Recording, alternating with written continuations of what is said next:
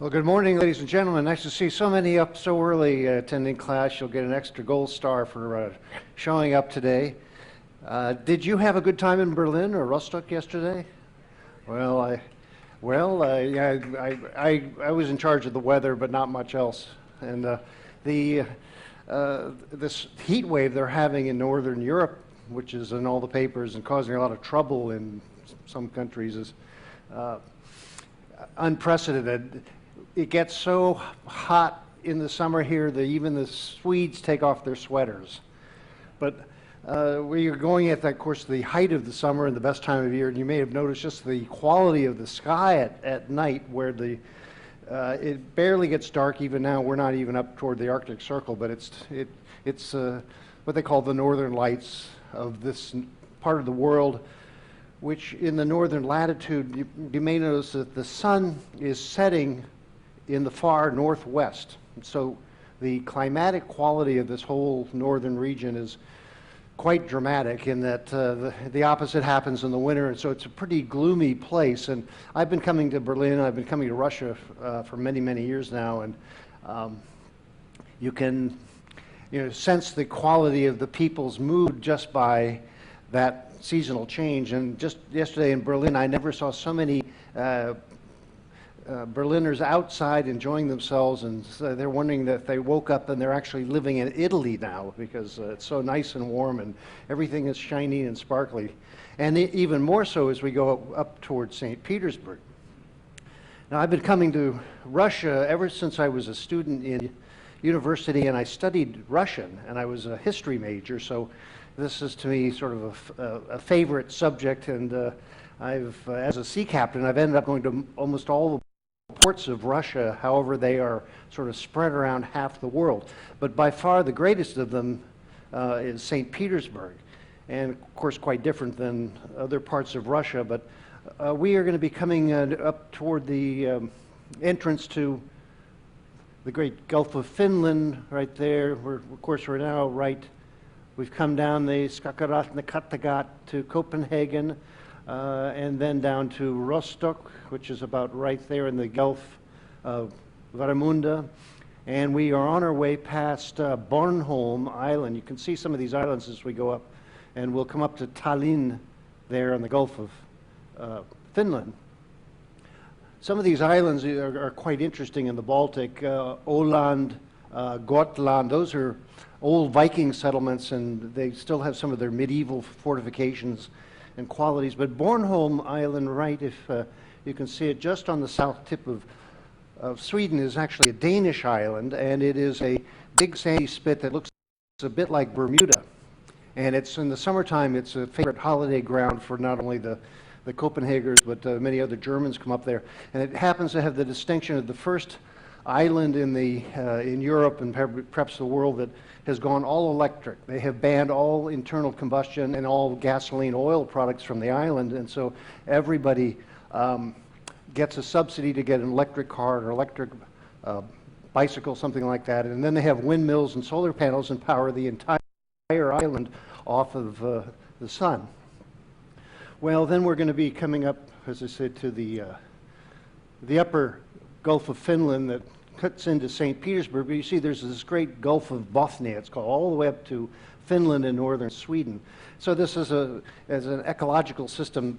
The Baltic has this drainage area that includes Poland and all the way up Sweden, Finland, but it's almost a lake, because there's such a small gap going into the North Sea via the Danish straits there, that it's the least salty seawater on Earth, because it's a lot of fresh water coming into it, and not much salt water comes flowing through it back from the North Sea.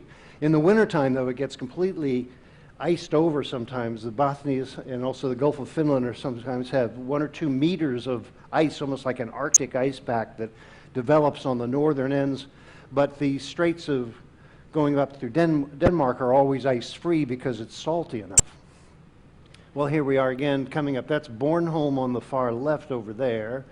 Gotland, Åland, these little islands, that's part of Finland, but it's an archipelago of traditionally had Swedish people. Here's the Gulf of Riga, Tallinn is there, Helsinki's right across the way, and there's St. Petersburg up in the far right-hand corner. This is an unusual inner lake lagoon that's on the south end of the Baltic, which is now part of Kaliningrad. It was originally German Prussian territory. It's now an enclave of formerly Soviet Union, now Russia, but it has great marshlands and a lot of bird life there. The ecology of the Baltic, though, has very few large marine mammals. It has a lot of herring and small fish, a lot of bird life that comes seasonally migrating north and south.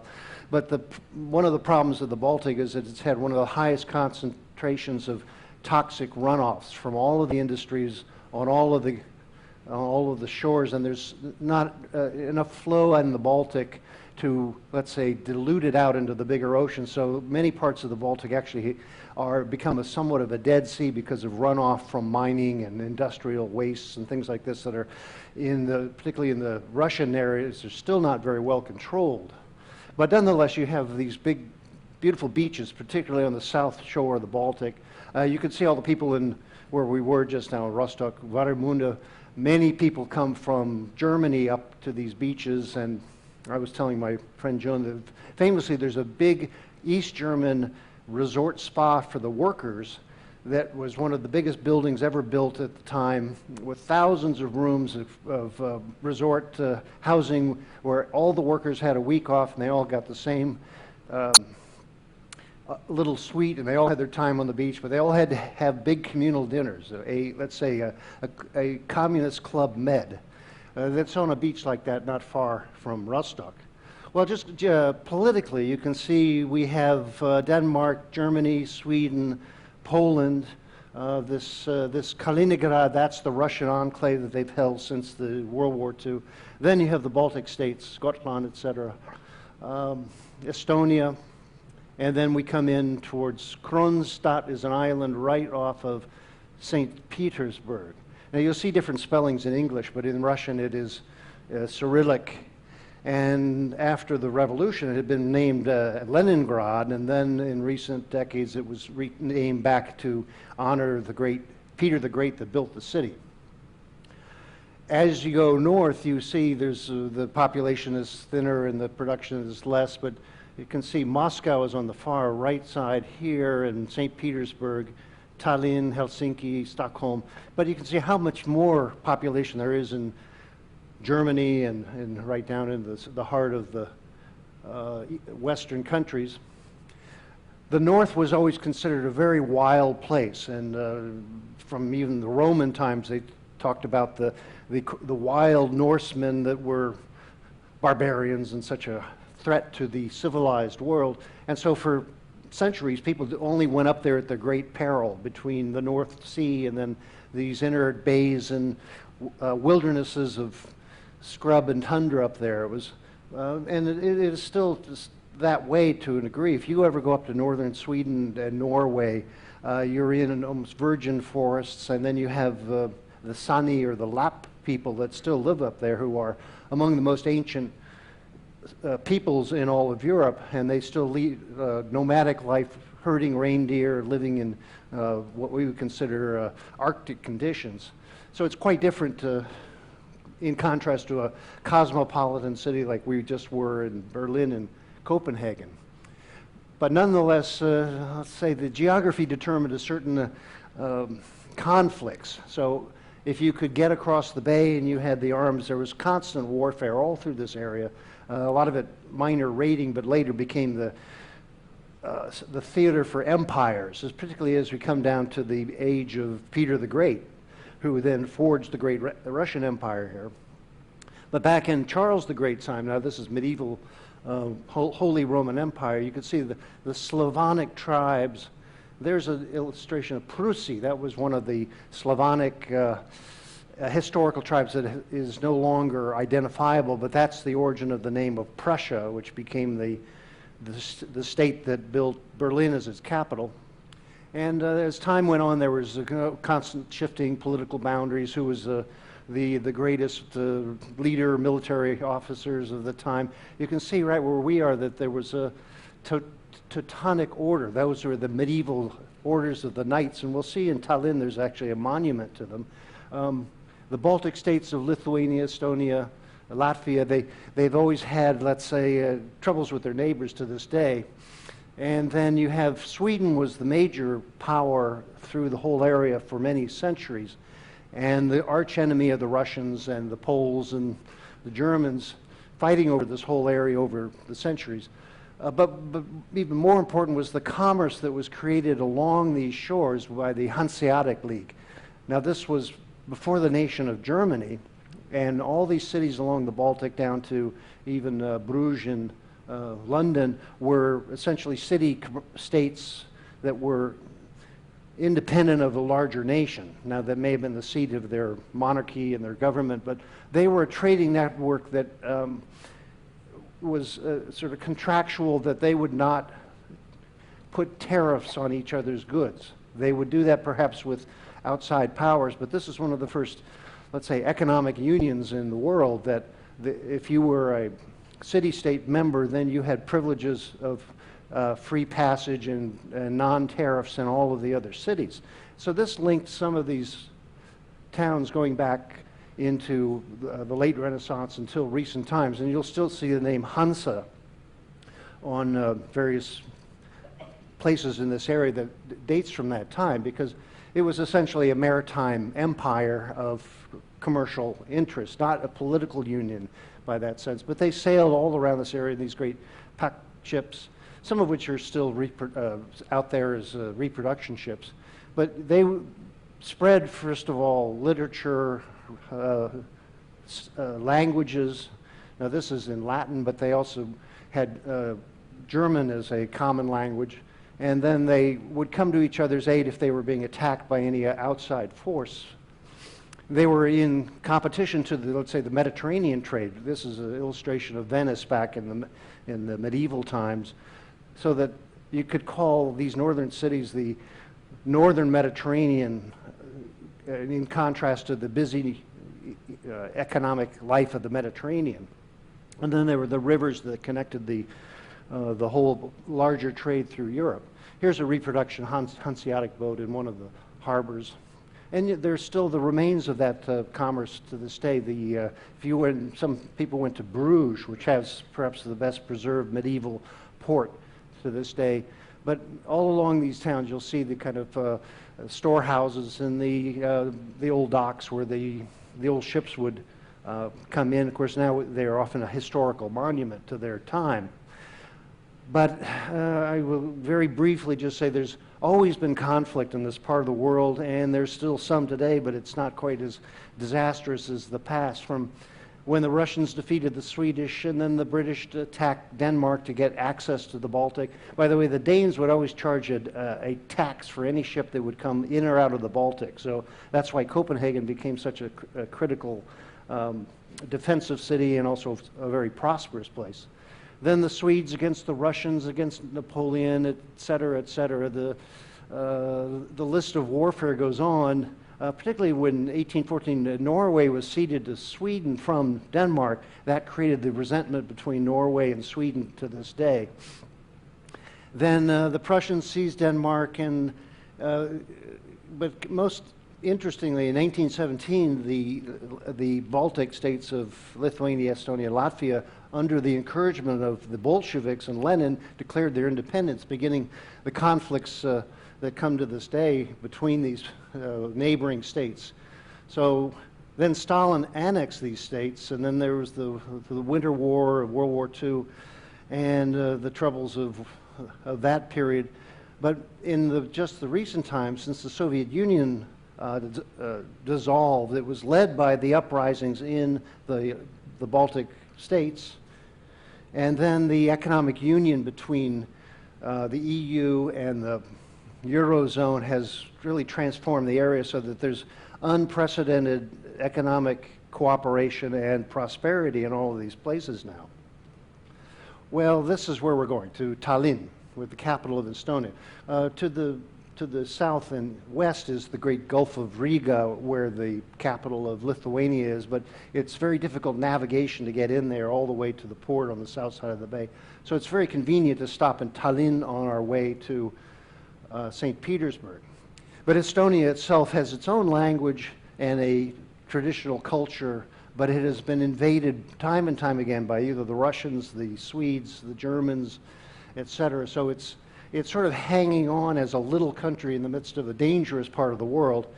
Most famously, the Danish came and invaded and conquered Estonia on their way to try to attack and conquer the whole region at a time under the medieval king Vladimir, his name. But in Danish history, it's considered a great event when they had a victory to conquer Estonia, and supposedly out of the clouds came a red flag with a white cross on it, which to this day is the national flag of Denmark. But it was supposed to have fallen out of the sky as a sign of God's grace for the victory of the Danes. Well, it may be true, but meanwhile, the kind of military history of Europe is one of, let's say, self-glorification and then desperate struggle. So between the Finns and the Estonians and the others that have always resisted these larger forces, they have a long history of conflict and, let's say, unfinished business. There's been blood on the ground for centuries, and we hope there's no more. But particularly for Estonia, they were a battleground in World War II. They sided with the Russians. They ended up fighting the Germans, and so there's, again, a lot of bad history in this area. But when you come to the town itself, it is remarkably peaceful today. And this town of Tallinn is noted for having the most intact medieval architecture of any of the surrounding countries. And the old town is put on set on a high hill with great city walls, which are all still intact. So this is why we're going there. It's a architectural wonder. This is the view as we come into the harbor. And the center of the town is in the circle in the center right there. We dock right on the side and can actually walk from the ship into the town. To get up to the fortress, it's good to have some help because it's a pretty steep climb once you get through the city walls.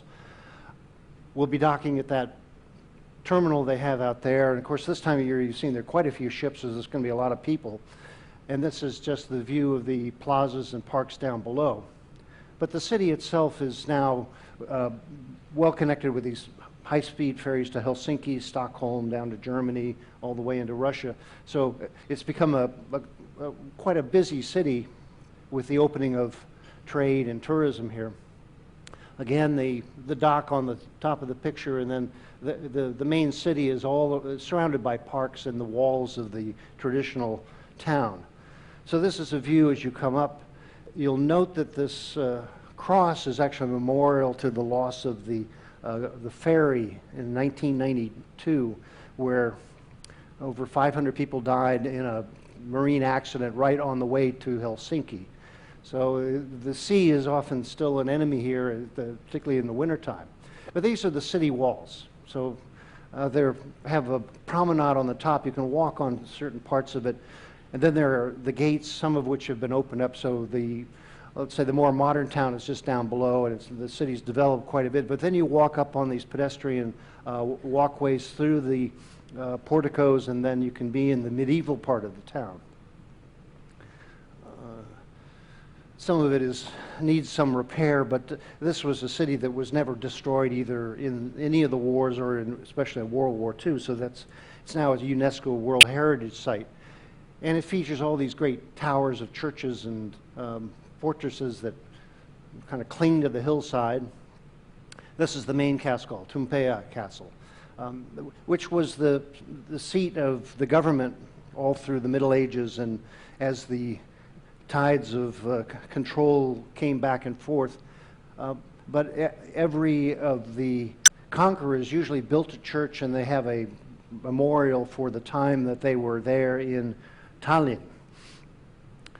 This is Pik Hermann, who was a local hero defending against the Danes, and he has his own tower. And sometimes they have, you see, archery practice. So you can, for a couple of euros, you can hone up on your skills. They have poetry readings and concerts and all sorts of cultural events in the summertime, just because it's the time of year to be outside and enjoy this interesting city. This is the Parliament House of Estonia, which is up on the top of the hill, and again, the more modern seat of government. That's the symbol, the 3 lions, and the flag of Estonia is white, black, and blue. And you can just walk around the town. There's many interesting corners and a medieval layout of alleyways and staircases. So if you don't go on the tour, you can just go for quite a hike and see all kinds of things. This is a memorial to a poet who lived in the town. On the very top of the hill, though, there's this great Alexander Nevsky Church, which is a Russian Orthodox church, which, of course, dates back to the Tsar, back when all of the Baltic countries were part of the Russian Empire. And that's an active church with Russian priests chanting in Russian. And when we go to St. Petersburg, you'll see there's quite a bit of religious revival of the old believers, they call them, in the traditional Orthodox Russian church. And then right around the plazas and squares, there's quite a few Lutheran churches, there's a Catholic church, and I don't think there's a synagogue anywhere, but a lot of these are very, monumental with sort of the competing spires of the religions. This is the Tom Kirik, which has some interesting heraldic monuments to some of the noble families or other rulers in the area. So each one has its own, let's say, puzzle of ancestry and application. A lot of them it's written in either Latin or German. This is a monument in that church to the fallen during the Napoleonic Wars. But most of the town, it was commercial, so there are all these counting houses, pack houses, and residences. Quite beautiful, a lot of the old houses that have been kept in such good condition. The streets are mostly just for pedestrians. Most of the traffic has been kept in the modern city, and only service vehicles ever come up into the old town. And so it's a particularly pleasant place to just walk around and look at the architecture. Of course, a lot of the houses are historic. They haven't been renovated into modern conveniences, but they'll have anything from, a lot of cafes. This happens to be a Chinese restaurant that somehow slipped into the mix. And it's a real cafe town. You'll just see all kinds of people out enjoying the sunny days like the last time I was here. This is one of the, just the walkways through some of the old commercial markets. So it has that old world charm. And you can see then, you go down to the town, now you have, let's say, big concrete blocks and a new modern city that's down mostly on the north side of the old town. This is the old city hall, and it's on a great plaza at the center of the town, not quite up on the castle, but you'll see a lot of merchants and peddlers and musicians and such. One of their curious products are these felt hats, which are, let's say, not appropriate for the summer weather, but if you want to look goofy, that's one thing you can buy. And again, the city hall, and again, when you go down to the house, down the hill, then you start getting modern architecture. This is a Soviet-era theater, which has its sort of Stalinist look. And a view past the church of the new commercial center. So Estonia is actually a fairly prosperous country. It's benefited by integrating. It's a member of the EU and also now NATO, and also uses the euro. When we get to Russia, it'll be in the ruble. When we get to Stockholm, it'll be in the krona. So the Baltic states are very dedicated to staying part of Europe and to be independent and prosperous, which has been working out pretty well so far. Now I'm going to move on to St. Petersburg because this is really the real reason why we've come all this far to see this part of the world, because St. Petersburg is one of the most beautiful places on earth. It's been called the Venice of the North. It has this remarkable variety of architecture and, of course, a very difficult history. But this is on the banks of the Neva. Now, this was originally a swampy area that was completely artificially built starting in 1703 as a what Peter the Great said, a window to the world, because previously the Russian world was based in the rivers and the steppes and the expanse of Russia. And St. Petersburg was specifically built to provide an access to the sea and to commerce with Northern Europe. Of course, this is the biggest landmass nation in the world, much of it in the far north and east in Siberia. And the population is mostly in the west of Moscow and down to the other cities in St. Petersburg. So this vast empire has, let's say, always had a problem because it's so extensive, and trying to have a Pacific presence and then a presence on the Black Sea and then on the Baltic. And then, of course, they have the great northern expanse of it, but what's called the Northeast Passage. Now they're shipping crossing all the way on the Arctic, all the way around to the Bering Strait. But you can see the population is mostly in the west, near Moscow and St. Petersburg. So this is the modern Russian state. Of course, the Soviet Union was a bit larger, but the whole imperial sense of Russia is at its essence at the creation of St. Petersburg, because though the Neva River and its tributaries and the lakes around the area were considered uninhabitable in previous centuries just because it was so boggy, so marshy, so frozen in the winter, and it was never good agricultural land. So that this city had to be invented from the swamp that it was built upon by bringing in stone, essentially from quarries in the far away places. And so when Peter the Great decided to build a city here, he literally had to lay the foundations of every piece of land and palace so that it just wouldn't sink. Now it's become a very large city of about 3 million people with full modern transportation, but it is still very much of a kind of a Venetian-style canal town in the old parts. Now this is just the center of the city, with along the Neva, with the different islands and parts of the city. We'll be docking actually to the south in the terminal. You see in the far left corner of the passenger terminal. We come in from the sea, and then we're not far from downtown, but ships of any size cannot go right into the town because there's so many bridges over all these rivers. Now, this is the heart of the town, the Peter and Paul Fortress, and then across are the Winter Palace, the Hermitage, the Admiralty, and all of the museums and the center of the city, though the city builds out pretty vastly on the outer skirts of it. Well, this was all due to the very precocious Peter the Great, Peter the First, who in the traditional way was raised in the Orthodox Christianity and then crowned as a young boy the king. But he didn't, he didn't like Moscow because he was always behind a wall and always kept away from the sea. He had, as a child, gone on a lake and been taken on a boat ride on a small skiff sailboat that had been given to the royal palace by Queen Elizabeth I of England. And so when he got of an age, he said, I just want to be a sailor. I want to go out to sea. I'm tired of the boorishness of Moscow. And so as a young king, he came to what is now St. Petersburg. He said, I will build my capital here. And in the way of the Russian royalty at the time, a young prince, or maybe a princess even, would have to learn a trade. So he chose to become a shipwright, and he went to the Netherlands, in Holland, and he worked building ships. And so he learned the practical trades of the carpentry and the ship design. And then he decided he really needed a navy, and he wanted a port of his own.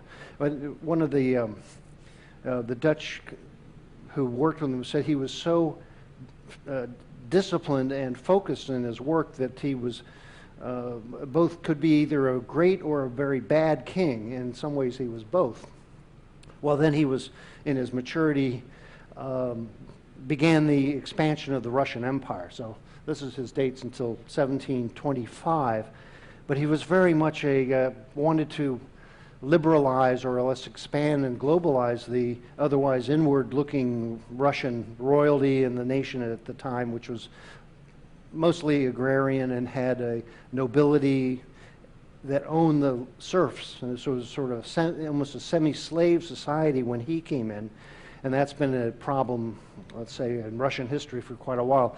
But he decided that Russia should be modern like the European countries to the west. And one thing he did as an edict when he came into full power as an adult is that he ordered that all the men had to shave their beards off. And this was a great insult to the church, because the great big beard that is grown by the religious figures, even in Russia today, is meant to be an honor to God that you have such a hirsute quality. But Peter made a tax. If you didn't cut your beard off, you had to pay a special tax, and this is a symbol of it, the beard tax. I paid my tax the other day. But so this was at the time shocking to the conservatives in Russia, especially the Orthodox Church. One thing Peter also promoted was printing and publishing. So this is the first newspaper ever printed in Russian at the order of Peter the Great in Petrograd, St. Petersburg. So this began the modernization of what was medieval Russia at the time. There had been a palace guard called the